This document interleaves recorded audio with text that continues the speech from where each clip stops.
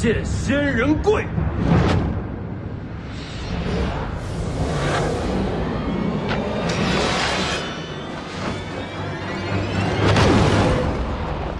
我这一剑的真意，就是要借天道之力威压众神，斩去无能者的喜良和妄念，让他们知道有我李存刚在，天下无邪。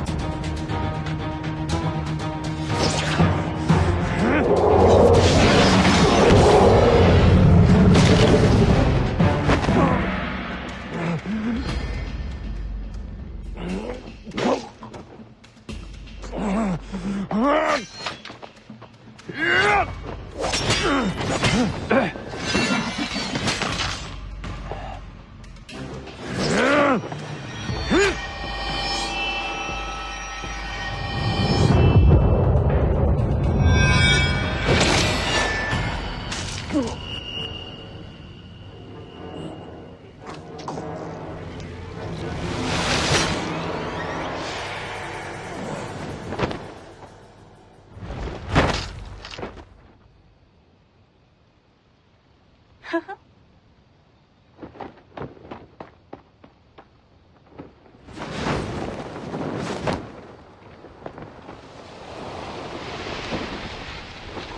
谢谢隐藏的挺好，身手也不错。虽说王明隐已然重伤，但想杀他还是不容易。呵呵姑娘，什么名字？你认识她？酱牛肉铺子的呵呵姑娘。啊，就是她。怎么可能？ 哪来的酱牛肉铺子？哎，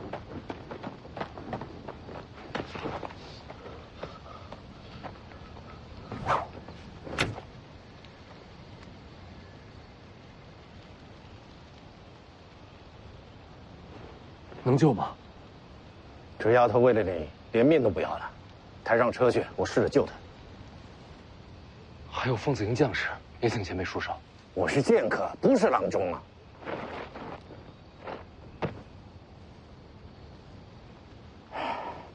行了，我尽力了。多谢前辈。世子，小心土甲！果然跑这边来了。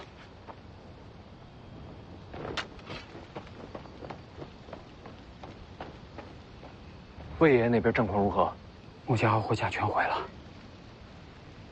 霍家回去前，自然暴力，雨烟堂过量运用赤霞剑诀，前辈，已经脉寸断。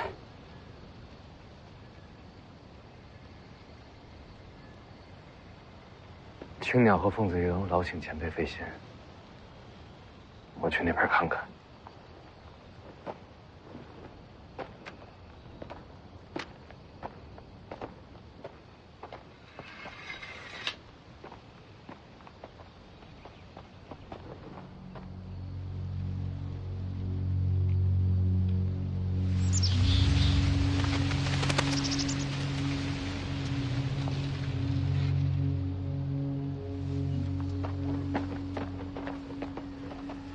世子，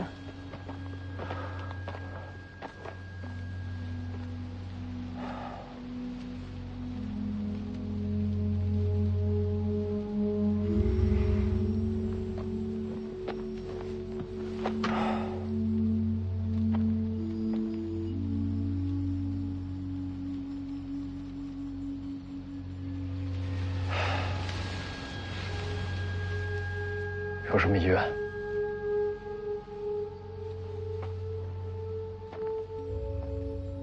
林家剩下的人，你给留条活路。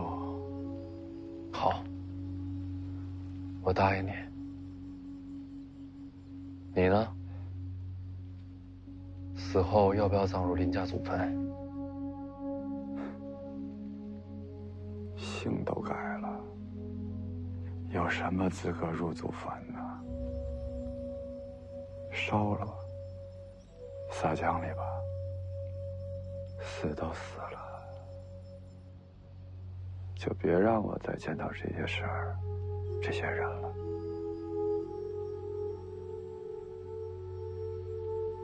哎，刚才作战的时候，我是赴死去的。我知道。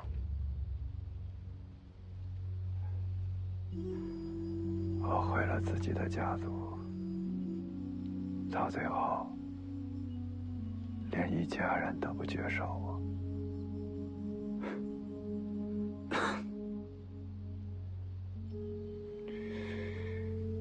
像我这样的人，活在世上，每一刻都是煎熬。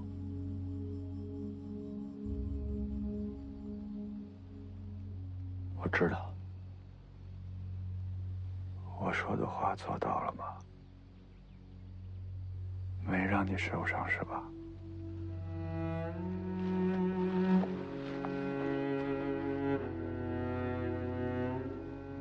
你言而有信，无愧探花之名。真的？真的。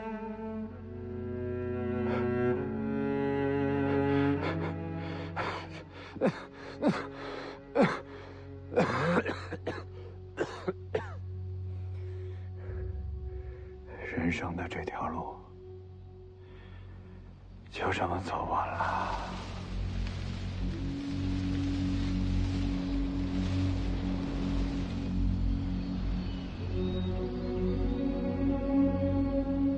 太难了。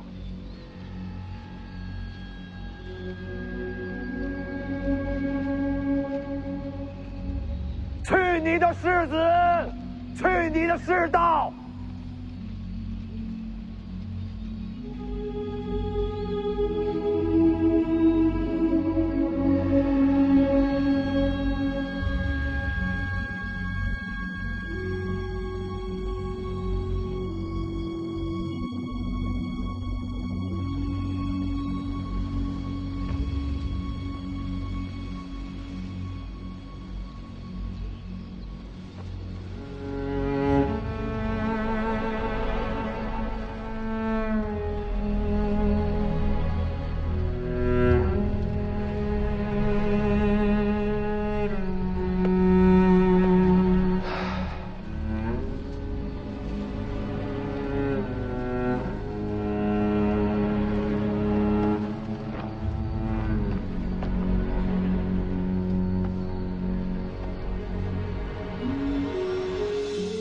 魏爷爷在。替他火化尸骨，骨灰装入坛中。明白。这边我来处理。世子，先回马车那边。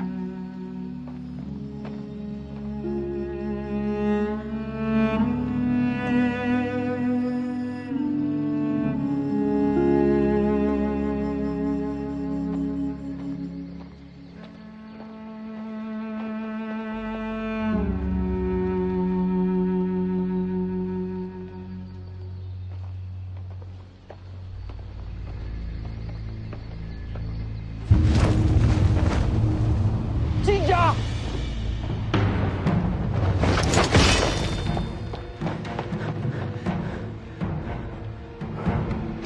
最强的金甲，现在才动手。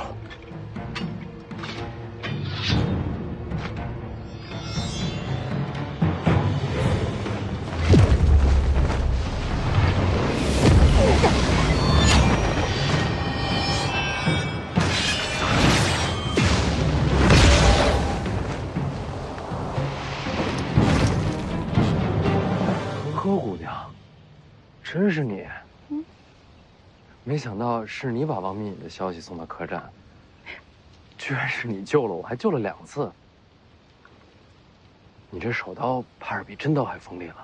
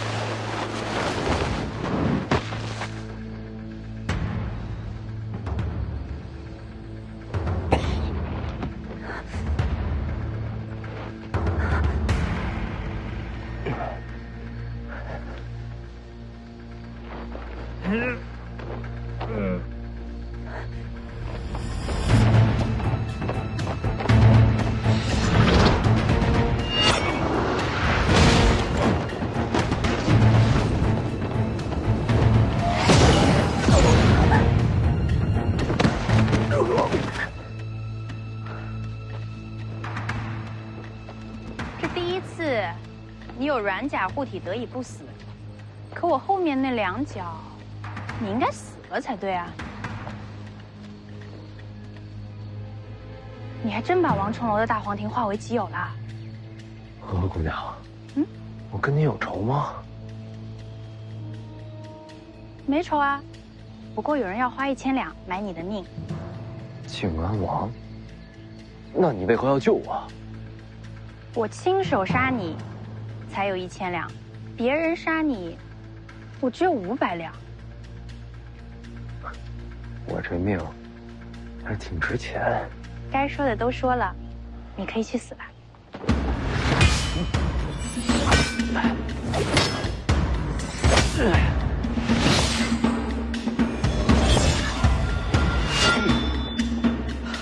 你这不是刀法。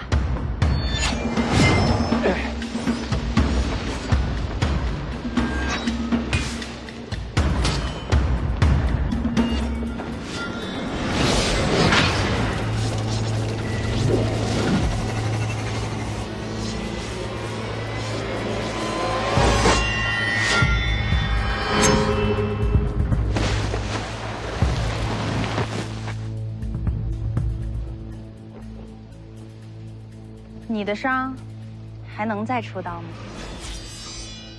要不你试试。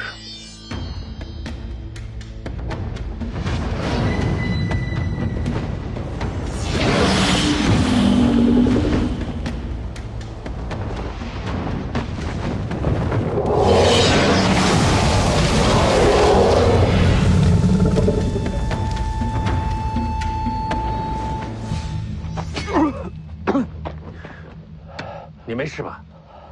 没事。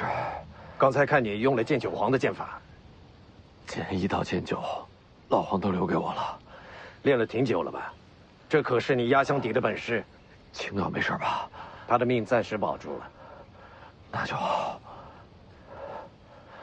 可你要死了。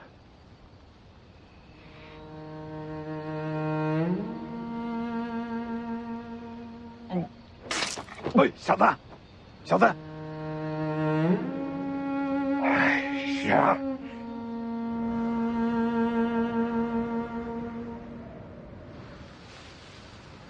把兄弟们的尸首认真包好，送回北凉。是。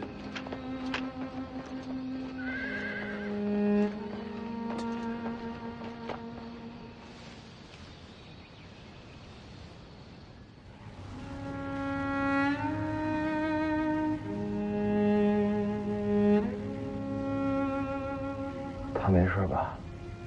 李寻啊，他的命是保住了，我正在给他输送真气。命保住就好。你还是多管管你自己吧。小妮儿，你这会儿杀我，一杀一个准儿。神符不是借给这老头了吗？没法杀。神符还你。反正你也快死了，不差这一刀。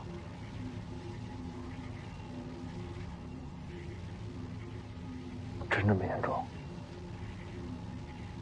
大黄庭本来就不是你自己的，好些真气藏于经脉之内，未曾化解。那丫头对你3下重手，让你经脉紊乱，真气逆行，不死也难。唉，谁能想到，灵州城里卖酱牛肉的丫头，居然会是个杀手。在北凉的时候，我还最喜欢吃他家的酱牛肉。还想着酱牛肉？前辈，我还有活路吗？有。我现在出手，废你丹田气海，化去一身大黄庭，你大概能活。但是那样我就废了。本来真气就不是你的，没真气总比死了强吧？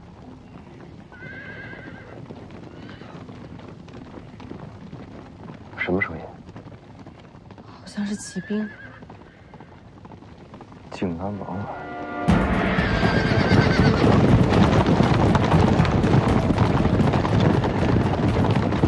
铁骑现在才入场，好一个静安王！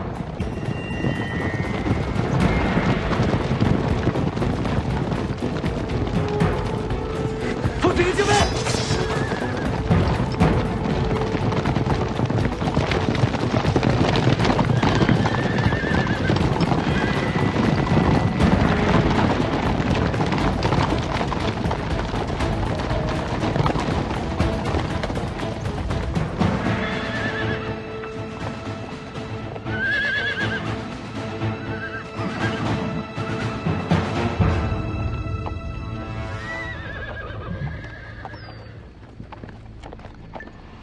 王爷，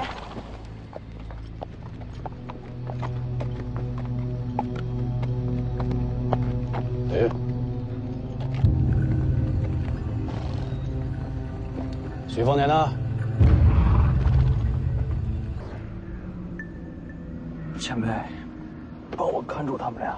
你都这样了还想出去？只能是我去。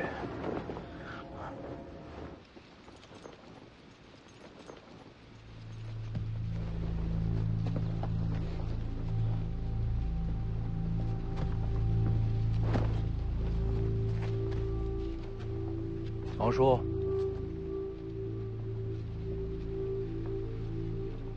王叔的佛珠呢？没带着。这就是你的全部手下？王叔可否介意不说话？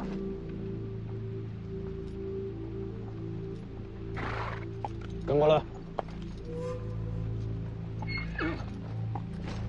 我随世子过去。你们留下，我陪王叔单独聊。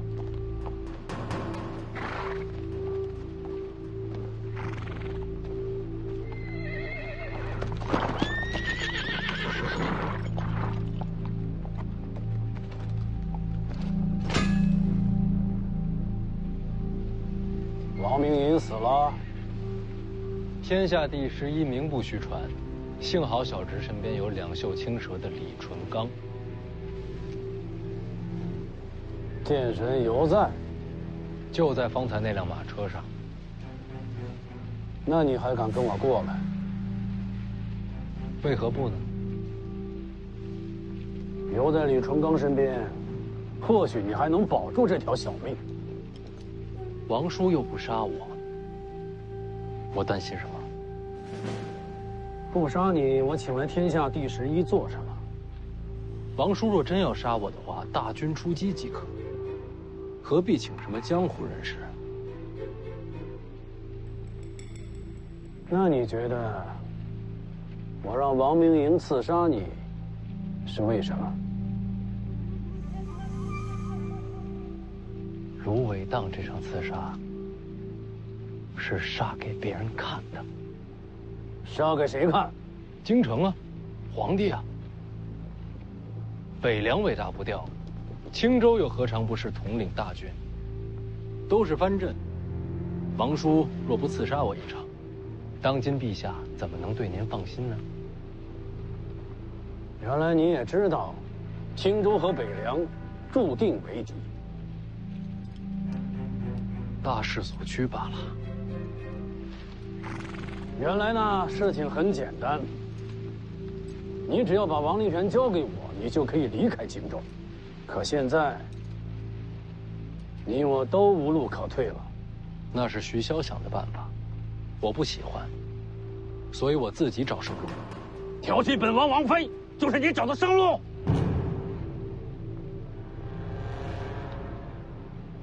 再相反，乃至整个青州，人人皆知，王叔最宠爱的，就是王妃裴南伟。青州境内都知道，晋安王将王妃裴南伟视作珍宝。世子赵寻呢，曾经痴迷裴南伟，后来呢，被晋安王娶做王妃。成亲之后，晋安王对王妃宠爱有加。那不仅仅是襄樊城，整个青州，都知道王妃是晋安王最爱之人。而我呢，一直在想一个问题：晋安王到底是怎样的人物？当年众王夺嫡，王叔城府最深，麾下嫡系不到最后时刻绝不显山露水，只是时运不济，才败给当今圣上罢了。那都是很久以前的事了，有什么好说的？一个城府如此之深的人，怎么可能会让全青州都知道自己的弱点？王叔若是真宠爱裴南伟，只会把他深藏府中，绝不让人知晓。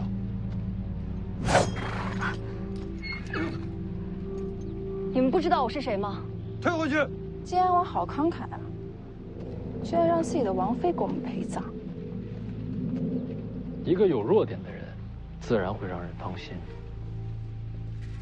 只是，只盯着表面上明显的弱点，会让人忽视真正的危险。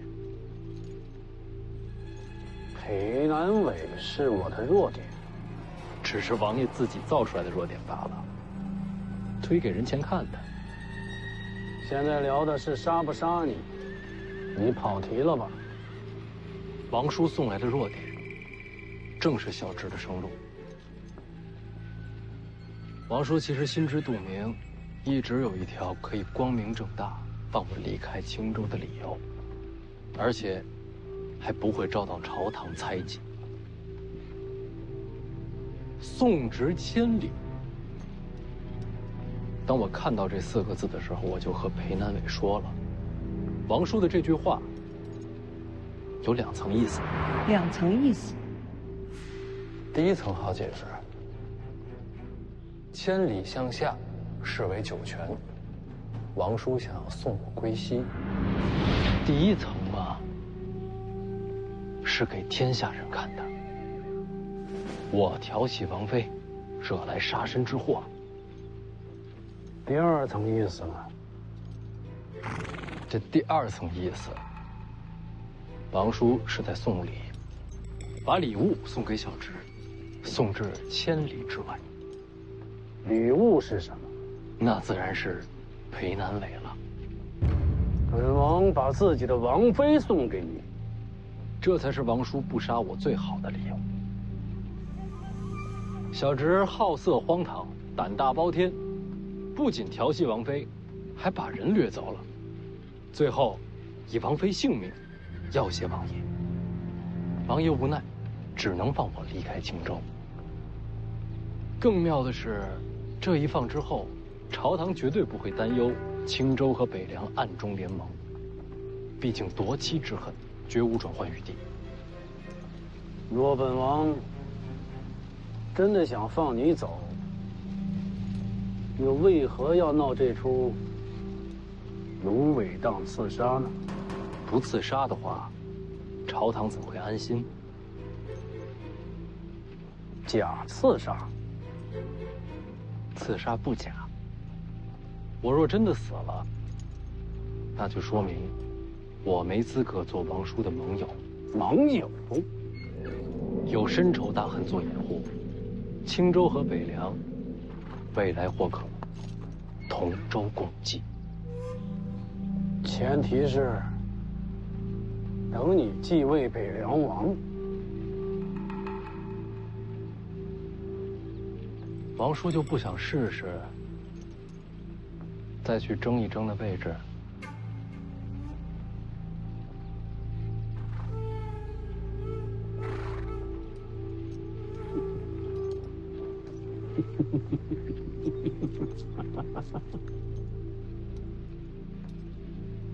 徐骁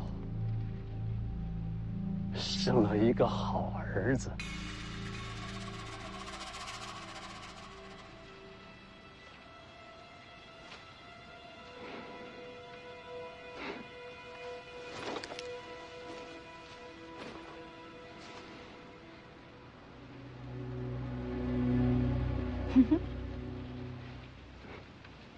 方才乔建姑娘动手了，我们都要杀徐凤年，可以联手合作。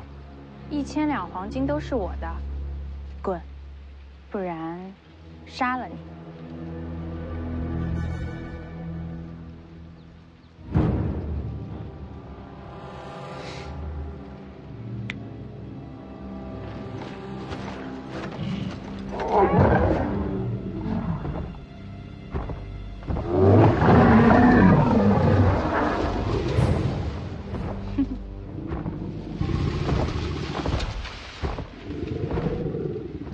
滚！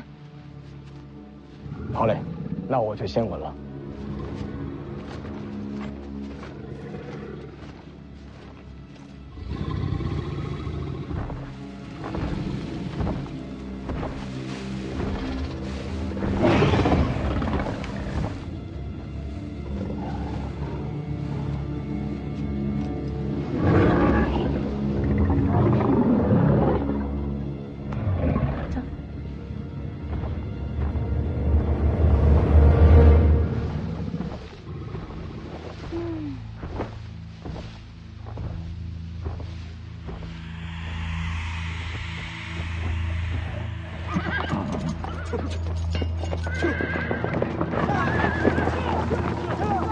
是死的。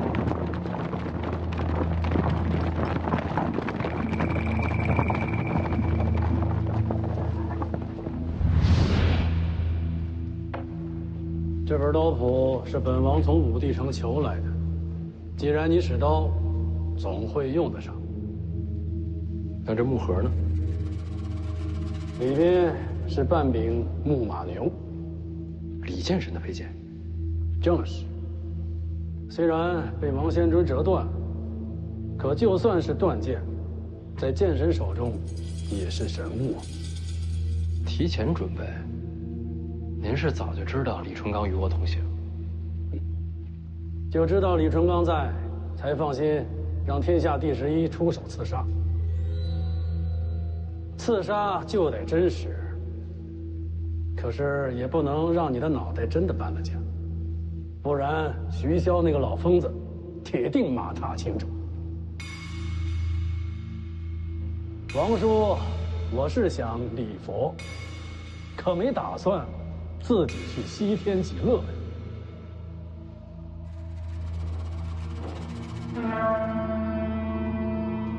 你可以走了。最后一个问题，你是不是花了1000两黄金，让一个女孩杀我？有这回事儿？和合姑娘是你训练出来的杀手？你问太多了。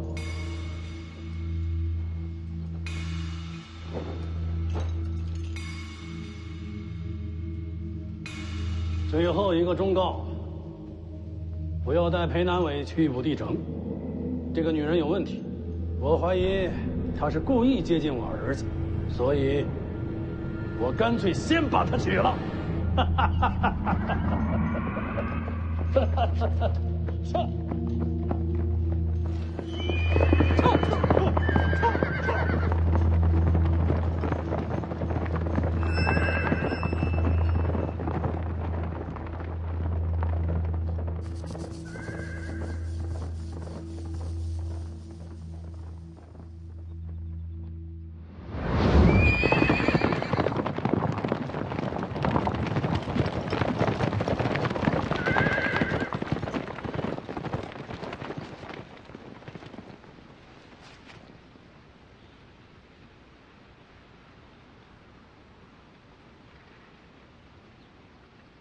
他走了。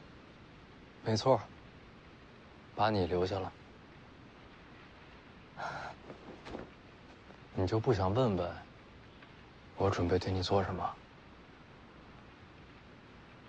我倒是有一个问题。你说。你送走王灵泉，约我来芦苇荡，是早就猜到有一场刺杀。是有准备。你给了王家生路，可最后还不是让凤子营为你冒险？这些人，全都是因你而死。徐凤年，你的慈悲可真虚无。放肆！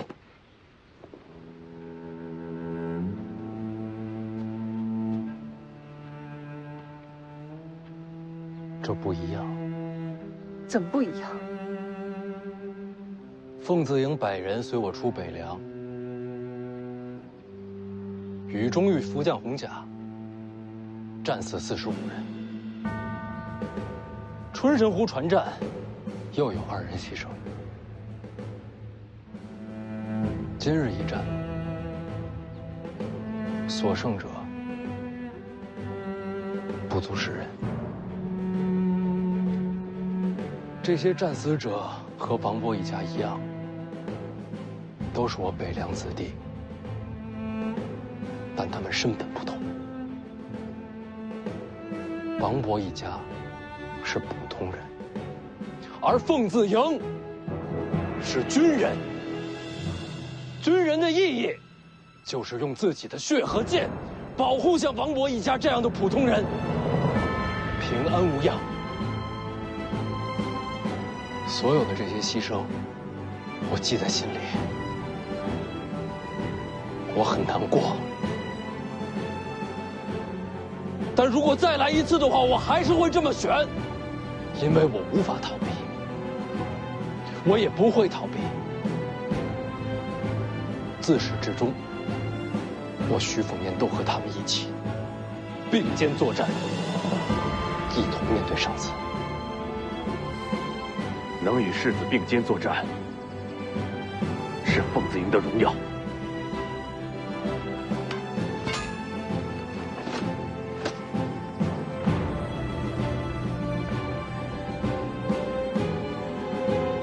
世子，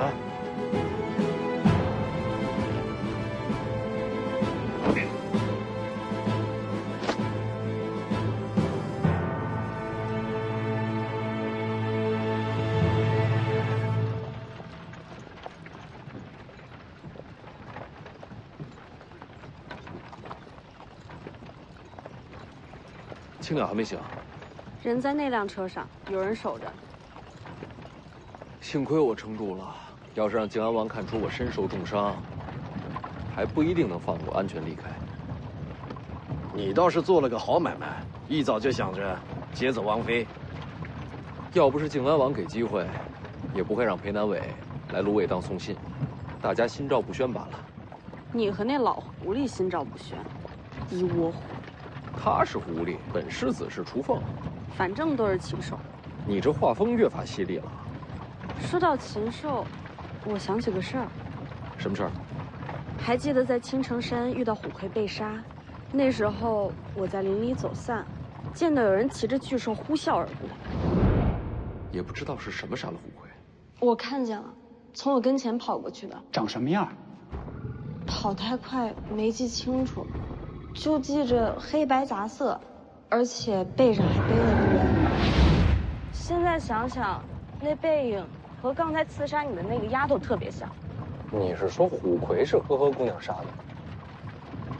那他从青城山就跟着我们了？不对呀，那个时候还没进青州城呢。难道他不只是为了靖安王的1000两黄金杀我？他在骗你。那他是在灵州城卖酱牛肉就伺机想杀我？也不对呀，这么多年那么多机会，干嘛等到现在才动手？哎，你到底跟那个什么嘻嘻哈哈姑娘有什么关系？我就买肉的时候见过几次，我都不知道她名字。我看她整天笑呵呵的，给她起名叫呵呵姑娘。还有啊，靖安王提醒的对，裴南伟不能跟我们通行。你先考虑考虑自己吧。我怎么了？你眼睛都在流血。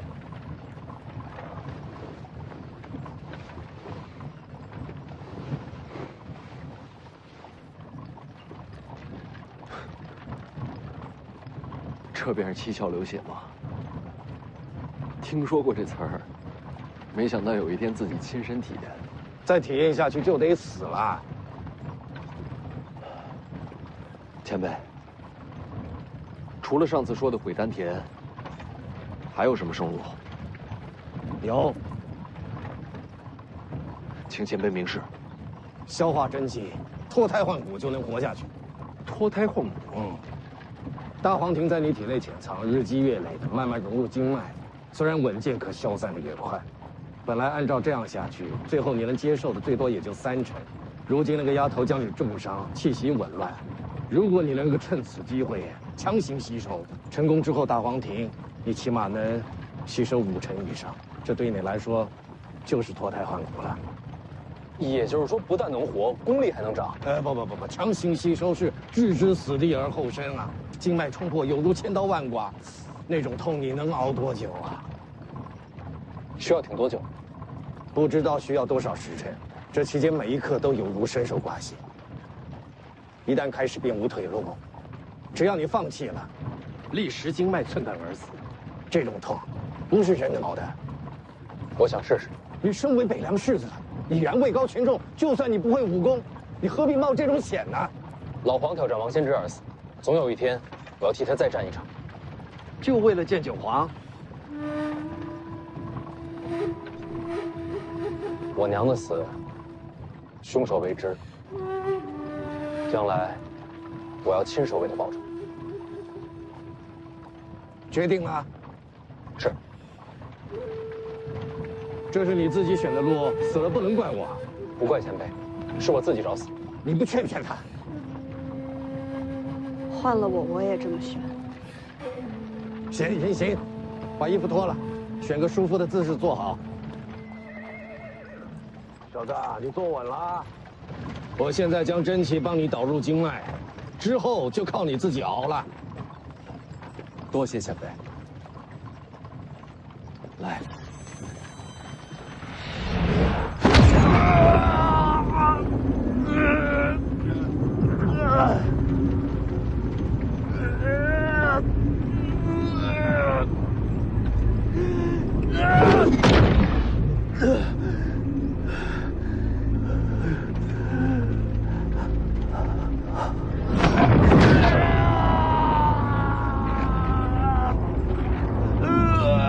这才刚开始呢，忍着点。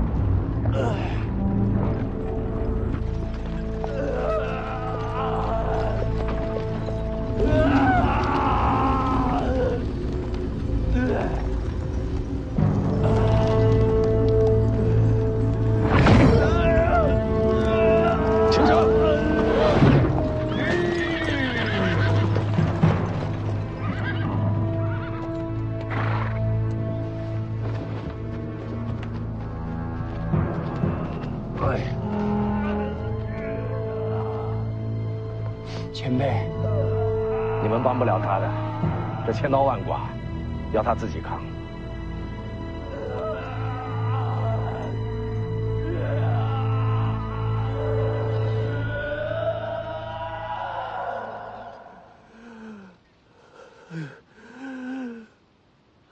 再疼也比死了强。死了就什么都没了。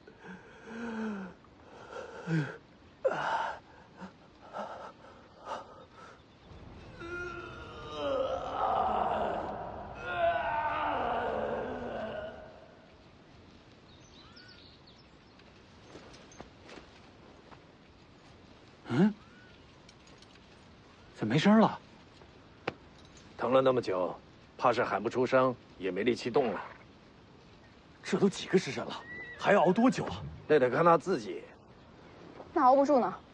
哎，熬不住就得死啊！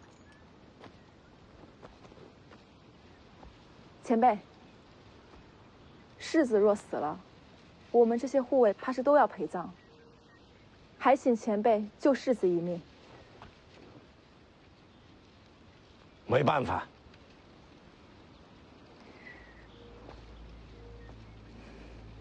我看世子是熬不住了。世子养尊处优，哪受得了这份折磨？事已至此，不如想想自己。你想说什么？我投靠北凉，一是找个依靠，二是跟王爷求你们白帝抱不绝。不过投靠归投靠，我可没打算把命交出去。你要走？世子一死，谁知道王爷会怎么处置我们？现在走，兴许还能寻条活路。逃兵当斩首论处。我是护卫，不是军人。宁将军，让他去吧。许福年是熬不过来了，我劝你们别想想后果。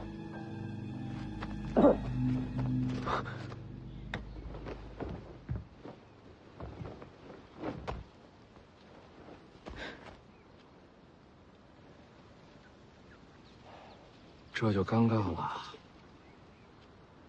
你说你晚走片刻多好。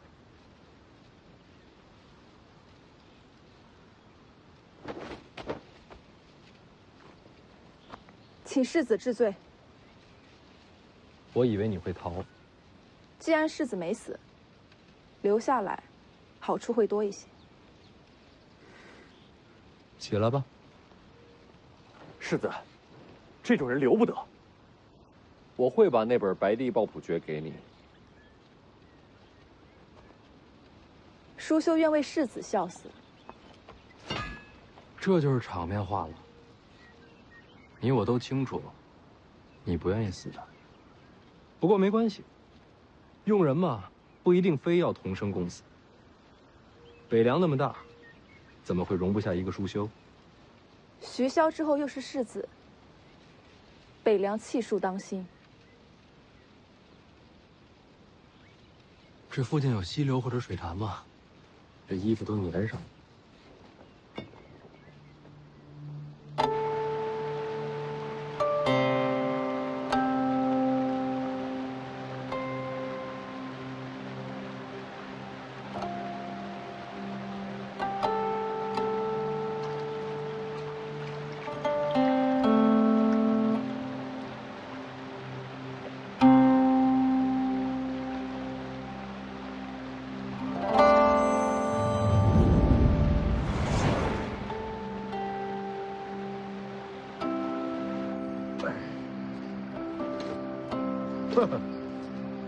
刀枪不入的麒麟甲，什么刀枪不入啊？还不是被呵呵姑娘一手刀打成这样？那丫头功夫诡异，要没这套甲，你已经死了。可惜没有第二件了。反正也用不着了。大黄庭几重了？按武当的功法算，有4重了。你真是踩到狗屎了。王重楼自己也不过6重大黄庭。那这么说，我还得谢谢呵呵姑娘。你把命给他就是谢礼。前辈，我现在算高手了吗？高个球，倒是心性还算坚韧。那您考虑不考虑，传我几手上乘剑术？用刀的非要学剑术，兼容并蓄嘛。贪心不足。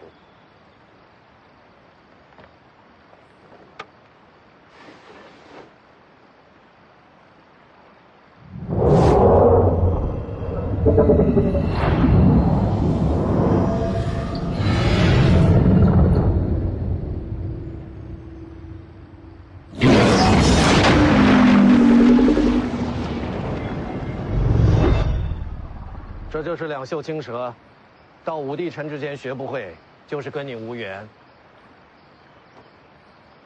您要把两袖青蛇传给我？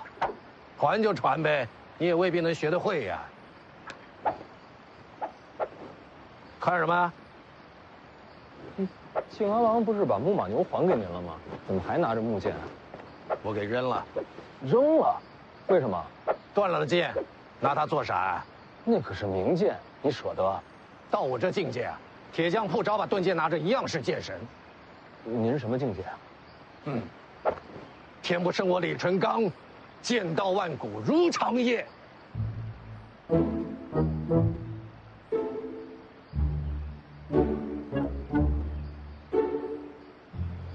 夸自己夸到这份上，世间罕有，已经谦虚了。歇够了，也该走了。对了，前辈，您有考虑过成亲吗？您觉得裴南伟怎么样？你是在水里泡糊涂了啊？说真的啊，这位王妃啊，那可是个烫手山芋，连靖安王都觉得她来历有问题。咱们这一路要是带着她，不知道惹出多少麻烦来，可又不能把她送回襄樊。要是您肯接手的话，肯定镇得住她。滚蛋！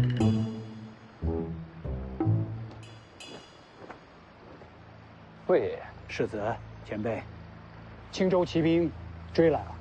不应该啊！靖安王要杀我，何必等到现在？是世子少巡，为王妃而来。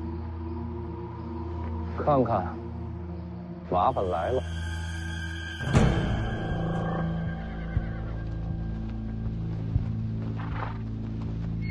把人交出来，我放你们走。又见面了，这脸上的伤好了没有啊？把人交出来。哪个？接我靖安王妃，你是我青州无人吗？就带这么几个人就敢出来拦人，你爹不知道吧？这是我青州与北凉之争，与江湖人士无关。哼，怕了？凤子营请战，愿擒下此人，交与世子发落。要不这样，我帮你问问他，他要是愿意跟你走呢，我就放人。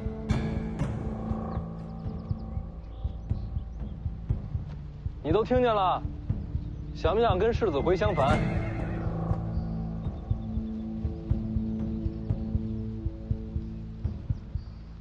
瞧，不乐意。怎么可能？定是你胁迫于他。别他呀他呀的，论辈分那是你娘。准备冲阵！世子，陆球有罪，千刀万法，世子受苦了。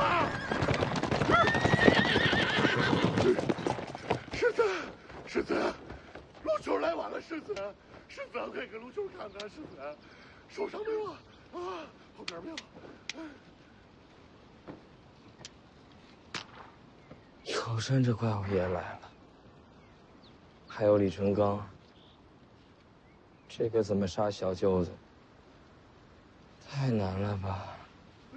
凤子营失职，这世子受伤啊！哎，好了好了，起来吧，起来吧。世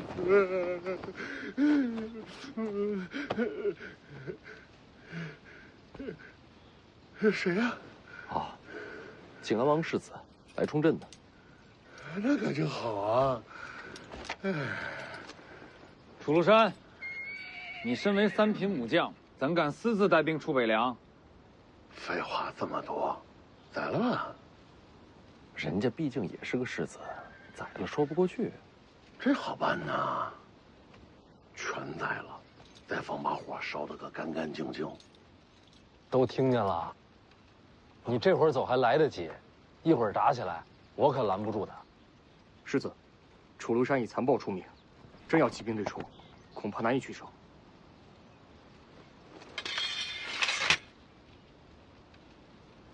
今日之耻，来日必报。你敢再指我家世子试试？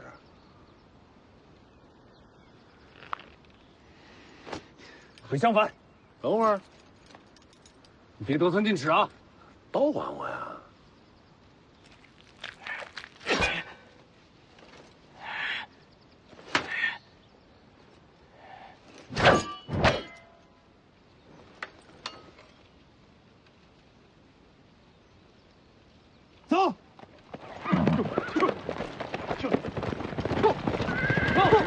走。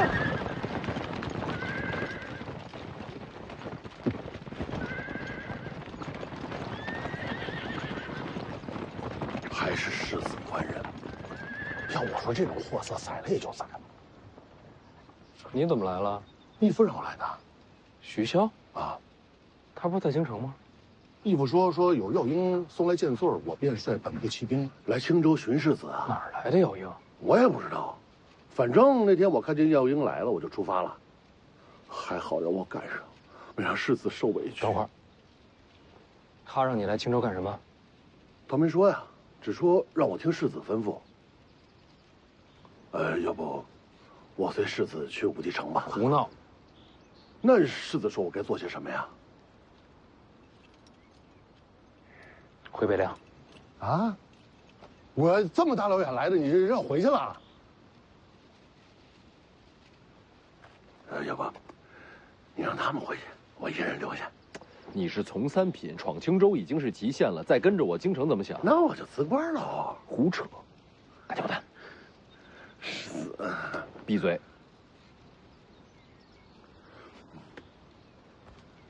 我说这怎么玩儿？你看，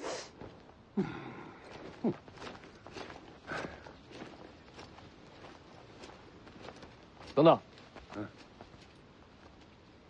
这么说起来，还真有事要交给你办。这就是靖安王妃，是挺水灵的。这2个人，你给我送回北凉。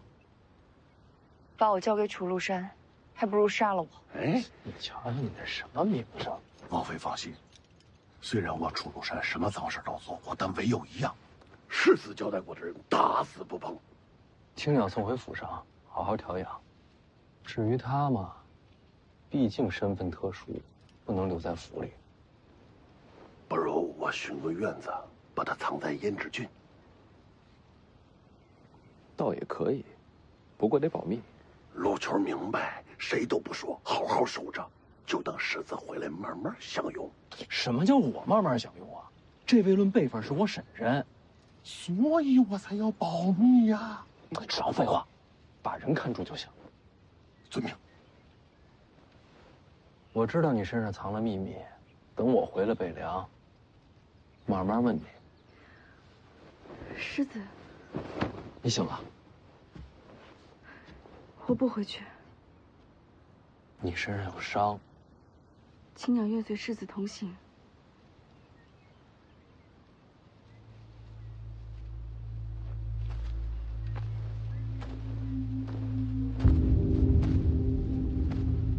楚禄山不会随行。大师傅，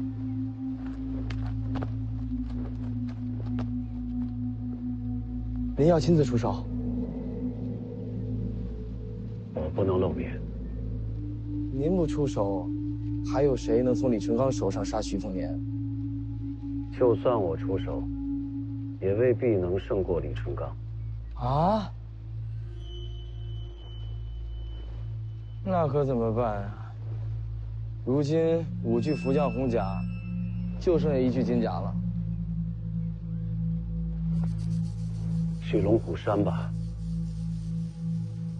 龙虎山，找龙虎4天师。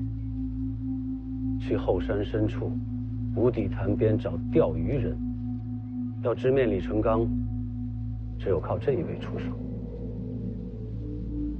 您说的这个钓鱼人，是隐士高手吗？可是人家好端端的，为什么要帮我杀徐凤年？他叫赵皇朝，身上也流着皇室的血脉。皇族。许家终究是皇室的心腹大患，从这一点说起，他应该会出手。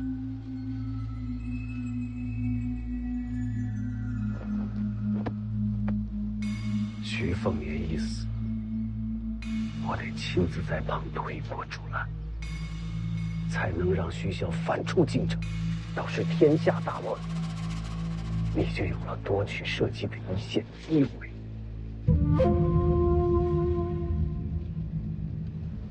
多谢大师傅，担心接力。一切谋划都要从徐凤年之死作为开端。我明白，这个小舅子一定要死。您千万保重身体。这一路上，如果有人对您恶语相向，您都记着，回头一家家灭门去。这话你都敢说，你是连军法都不怕了？您比军法重要。还有一个事儿，你上上心。王林泉一家已经回了北凉，你帮我照顾着点儿，别让王家受委屈。世子放心。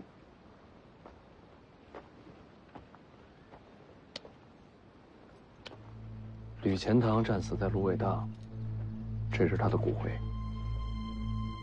你也帮我带回北凉，找找林家最后安家在何处。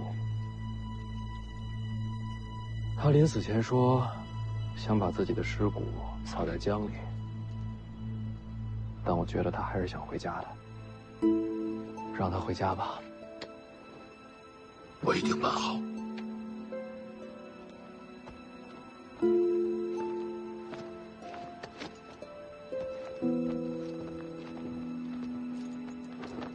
世子保重，驾！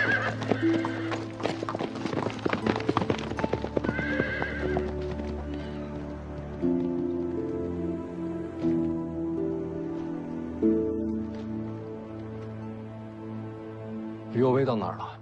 就在前方不远。咱们先去找于右威会合，再继续东行。是。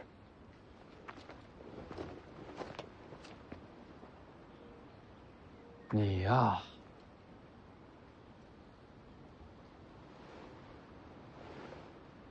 一时气血不平，睡了一会儿，已经好多了。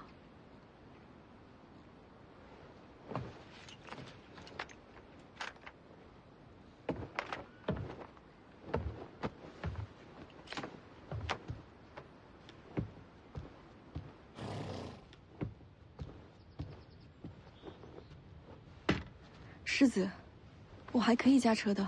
别废话，好好养着。下一站去哪儿？江南，去见我大姐。楚禄山是徐骁派来的吧？是。来的还够巧的。我以为自己没选他给的路，但是到头来，我的一举一动还是在他意料之中。哼，那是你爹啊！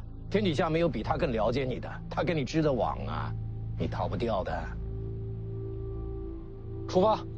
这。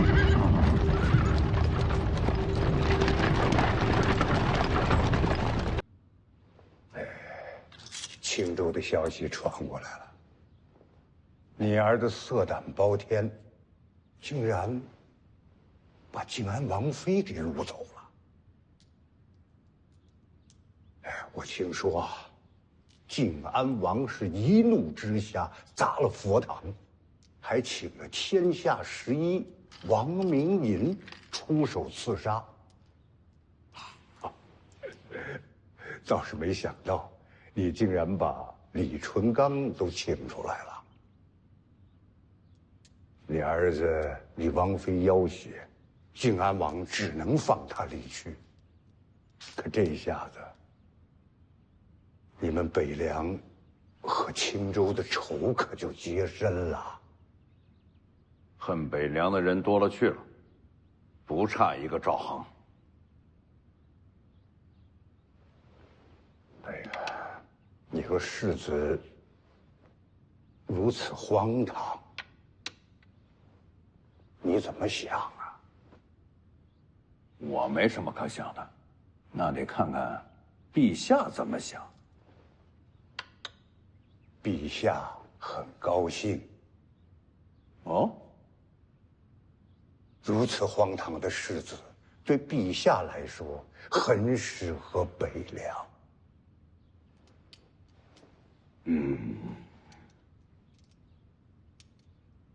哎，那你说说，这陛下打算什么时候见我？等等，再等等。你儿子出青州过豫州，很快就到扬州江南道了。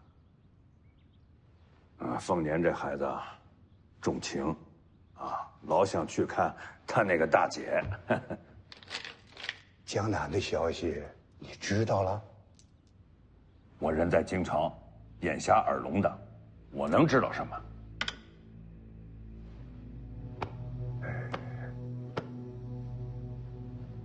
听说，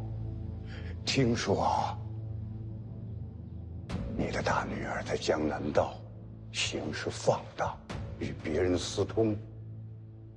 卢家把状子都递到圣上驾前了。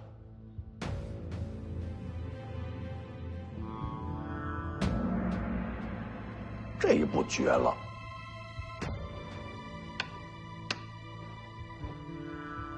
上主公呀，你没留意杀机暗藏，这局棋你输定了。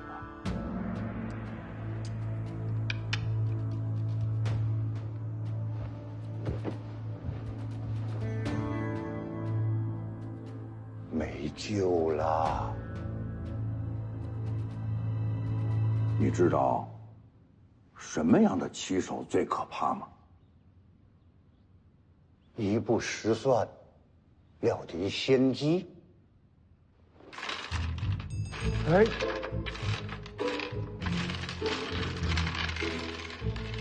搅局的棋手最可怕。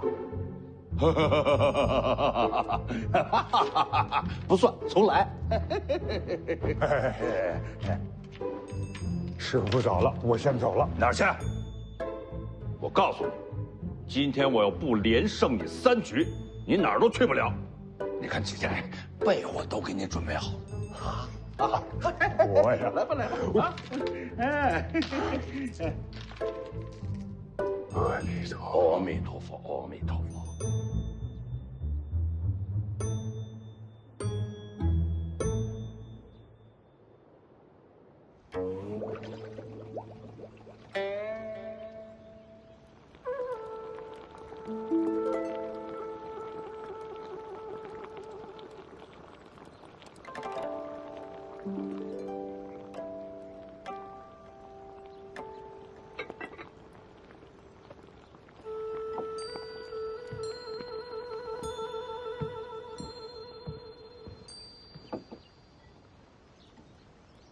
小姐，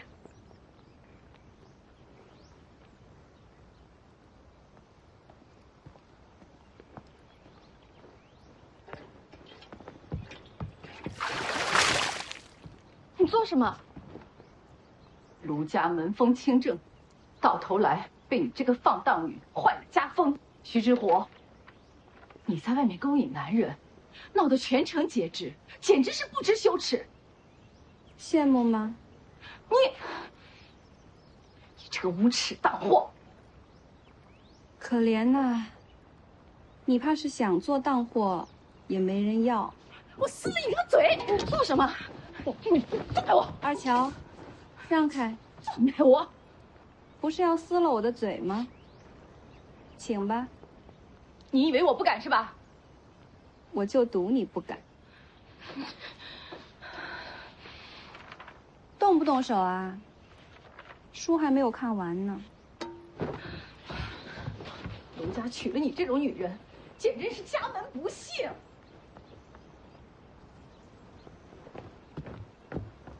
小姐，陆家人越来越过分了。你还笑？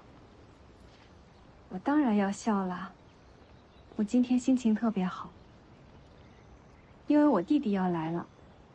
这么一算，应该再有2天，凤年就到阳城了吧？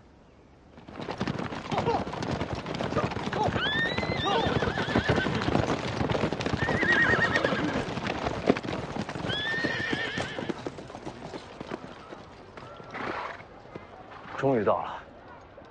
进城先问问卢家怎么走。世子，要不等一下后面的马车？我先去找我大姐，让他们后面会合。世子，怎么了？李贤妃说她饿了。也是，这一路舟车劳顿，确实辛苦了。那先不着急，进城找个酒家，大家吃饱了喝足之后，再去卢家。好。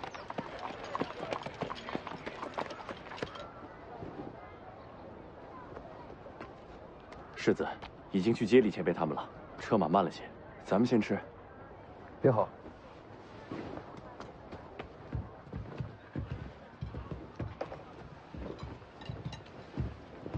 先点吃的，一会儿问路。嗯，好。哎，二位，我听说啊，北凉世子要来阳城探望他大姐。这一个是不学无术，一个是不知廉耻，这对姐弟还真是一类人呐。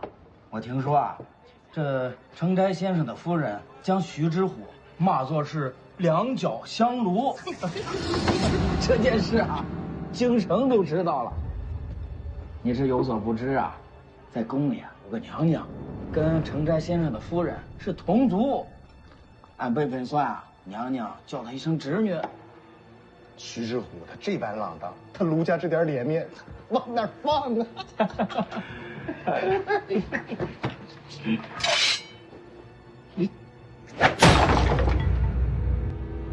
卢家的事儿，说给我听听啊。我就是在想，徐骁这样的人，走一步他能算10步。他为什么同意我们跟着徐凤年东行？我总觉得我们也会变成他手里的弃子。现在怕也没用，等事情临头了再说吧。对了，你今天怎么不坐在前面那辆马车里啊？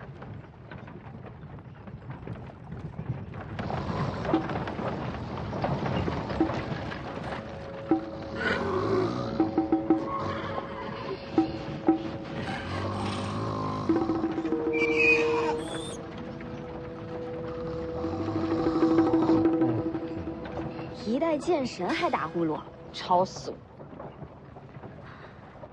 我也不明白了，那2个小家伙在我边上上蹿下跳，天不怕地不怕，怎么一到李前辈跟前，乖得跟小猫一样？那老头武功高，镇得住他们。所以说，武功高还是有用。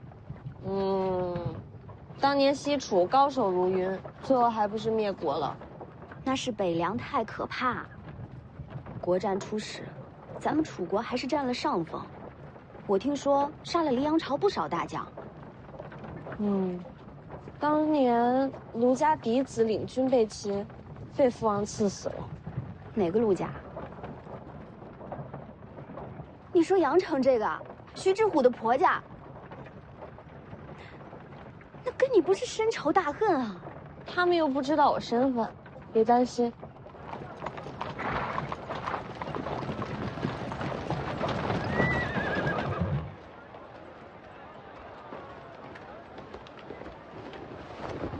前辈，怎么样？到酒楼了？卢家就在附近，前辈可以在卢家用饭。我都行，到了叫我。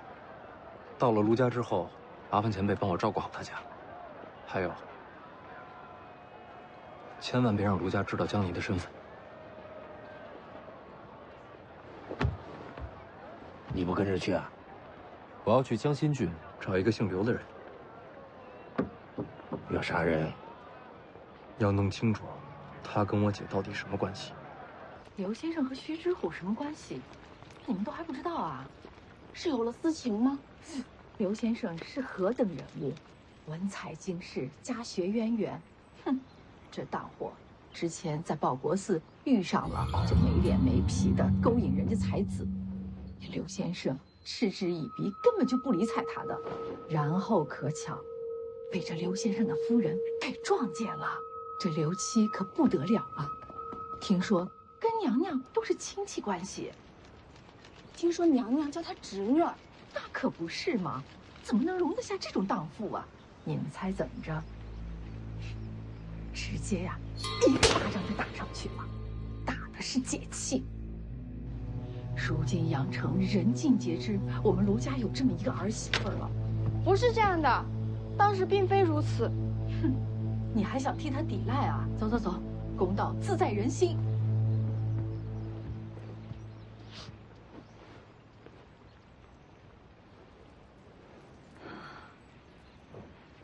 算了，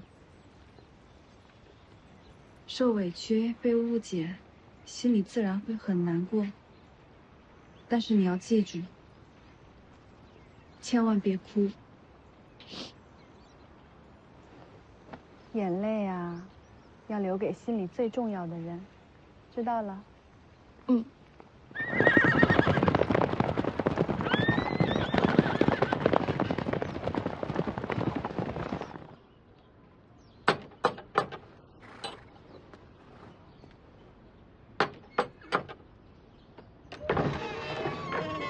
北凉世子徐凤年车驾过阳城，请。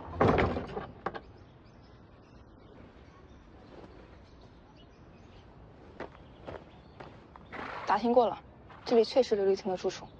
这人口碑如何？都说他文章不错，从小就很有才名。家族呢？刘家在扬州，只能算是二等末流氏族。那就不对了。哪里不对？卢家在扬州是1等1的名门，家主卢道林官拜礼部尚书，还在京城兼国子监右祭酒。这等人物，就是张居禄庄家了，也要讲几分情面。可刘黎婷多大胆子，敢惹卢家的媳妇儿？世子，全城都知道，是小姐先动了心，不是刘丽婷先招惹的。我姐何等的人物，怎么可能看得上她？这男女之事，谁又能说得清楚？够了，真相如何，一探便知。淑修，看你的了。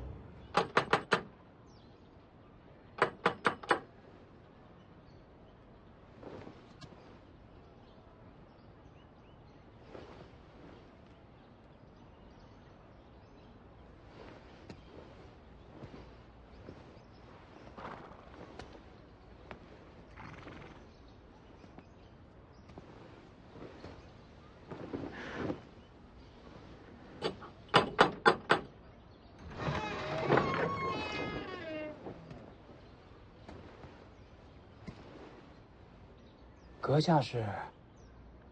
在下卢东阳，卢府管家。卢管家好，北凉世子徐凤年路经此地，专为探亲而来。这倒巧了。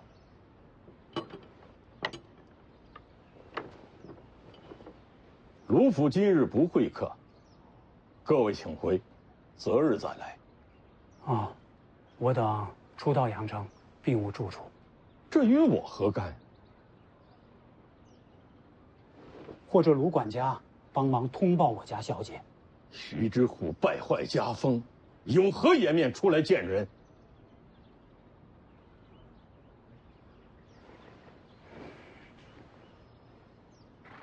卢管家，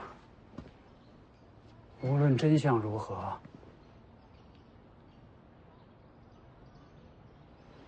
还是麻烦卢管家通报一声。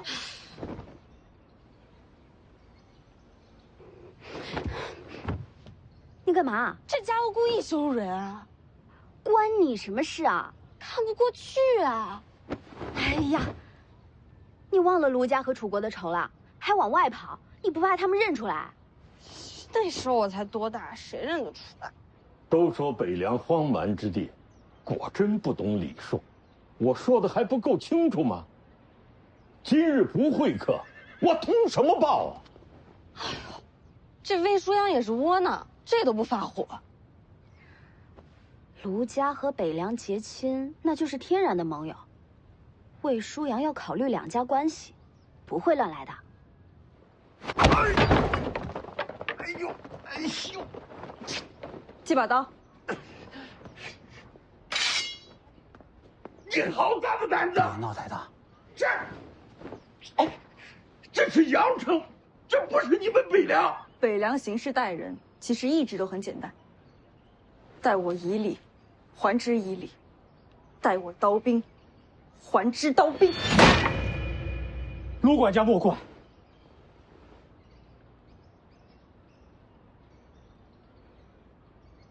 开门。不快开侧门，让他们进去啊！开中门。开中门，要家主张口才成啊。